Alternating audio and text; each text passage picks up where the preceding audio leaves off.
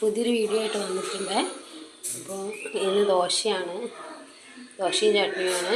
ദോശ നമ്മൾ ചൂടോടെയാണ് കഴിക്കുക, ചൂടോടെ ചുട്ടെടുക്കുകയാണ്.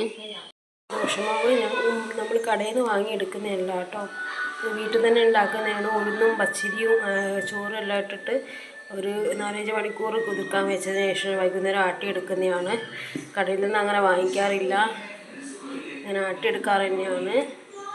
ഇന്ന് ലീവും കൂടെയല്ലേ, ശനിയാഴ്ചയൊക്കെ ആകുമ്പോൾ മക്കളും കൂടെ ഉള്ള ദിവസമല്ലേ, അവർക്ക് ചൂടോടെ അങ്ങനെ ചുട്ട് കൊടുക്കുമ്പോൾ ഭയങ്കര ഇഷ്ടമാണ്. അപ്പോൾ അങ്ങനത്തെ സമയങ്ങളിലാണ് ദോശ ഇഡ്ഡലിയൊക്കെ ഉണ്ടാക്കാറ്.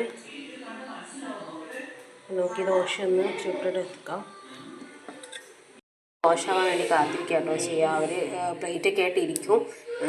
നല്ല ഞെരിഞ്ഞ ദോശ വേണം, നല്ലാത്ത ദോശ വേണമെന്നൊക്കെ പറഞ്ഞിട്ട് അങ്ങനെ ഇരിക്കുക ചെയ്യുക. അപ്പോൾ നല്ല ഞെരിച്ച് ചൂടോടുകൂടെ അങ്ങനെ കൊടുക്കുമ്പോൾ, ഞെരിച്ച് ചൂടോടുകൂടെ കൊടുക്കുമ്പോൾ അവർ തന്നെ അറിയില്ല അവർ എത്ര എണ്ണം കഴിക്കുന്നു എന്നുള്ളത്.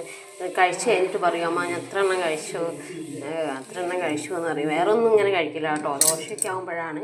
അതുകൊണ്ട് തന്നെ ദോശ ചൂടാനും ഇഷ്ടമാണ്. അപ്പോൾ ഇതുപോലെ മക്കൾക്കൊക്കെ ദോശയൊക്കെ ഇഷ്ടമുണ്ടെങ്കിൽ ഒന്ന് കമൻറ്റ് ചെയ്യുക, ലൈക്ക് ചെയ്യുക. പുതിയൊരു വീഡിയോ ആയിട്ട് കാണുന്നവരേക്കും ബായ്.